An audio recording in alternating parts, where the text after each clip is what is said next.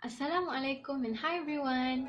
My name is Nawal Anuha from course BA114 in class 3A. So today, my groupmates and I will be talking about the macroeconomic issues during the pandemic of COVID-19. So without further ado, let's get started. First and foremost, I'm sure all of you are aware of the world's current greatest challenge, COVID-19. So what is COVID-19? Well, according to WHO, COVID-19 is an infectious disease caused by a newly discovered virus which originated from Wuhan city. Up until today, there have been 76,023,488 confirmed cases of COVID-19 and 1,694,128 deaths reported to WHO. Based on the COVID-19 trend, we can see new cases being reported since the previous day. The COVID-19 pandemic has affected people's livelihoods. It has decimated jobs, which causes unemployment. Firms and enterprises have been facing much lower revenue, and many people are at risk of falling into extreme poverty. Not only that, but the investments made by firms have reduced and has caused countries to close borders, which leads to destruction in the tourism industry. Hi, my name is Faizatul Ain binti Saiful Zaman. I'm from BA1143E. So I will explain about macroeconomic issues during pandemic of COVID-19, which is to achieve full employment. What is full employment? Full employment is a situation which they are not cyclical or deficit demand unemployment. That means the country achieve 4% rate of unemployment, but it does not mean there are not unemployed or jobless people. For the full employment determined by only those who are active, including the working population, such as labor force. The full employment can be achieved when all available resources can be optimized efficiently by their country. Full employment can improve economic growth because macroeconomy is operating at its full capacity and there is not unemployment. So, with the pandemic of COVID-19, full employment can be achieved when the government control it with fiscal and monetary policy.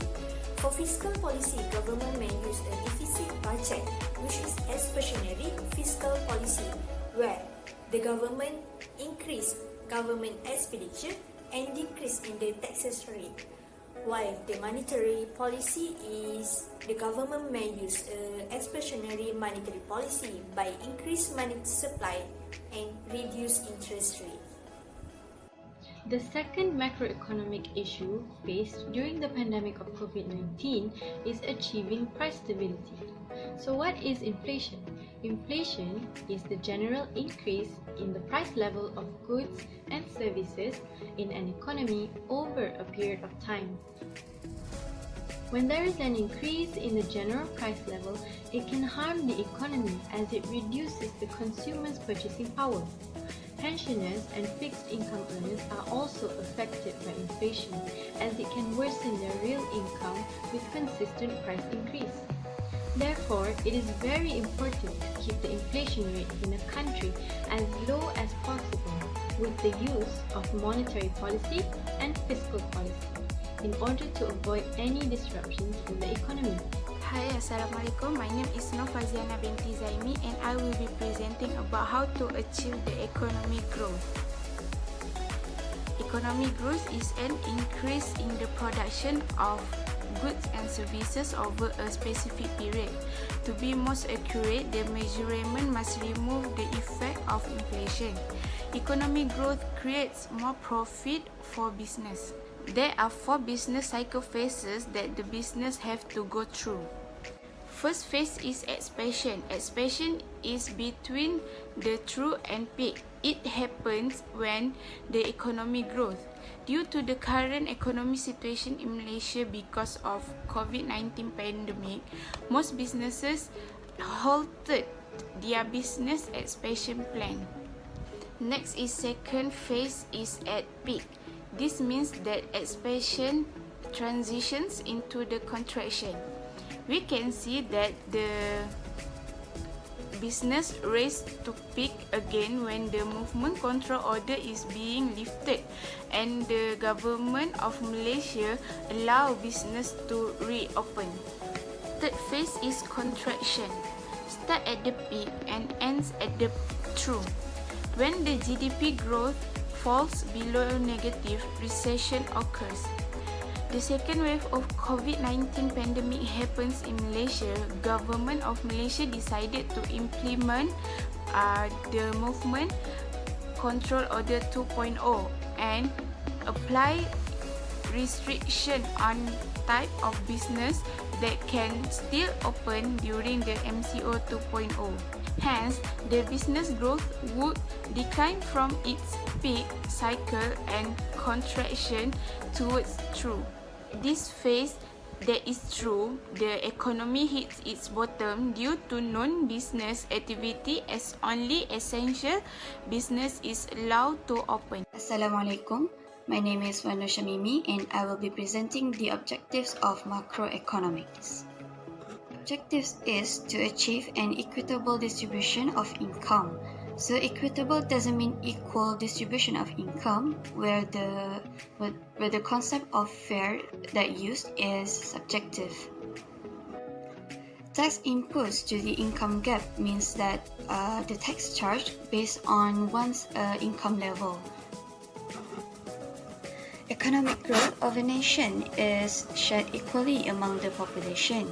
So in Malaysia, the Prime Minister has given the financial assistance based on the people's level of income since the pandemic of COVID-19 has affected of most of the families with low income. To achieve these objectives, the policymakers try to ensure that there is no wide gap between the rich and the poor.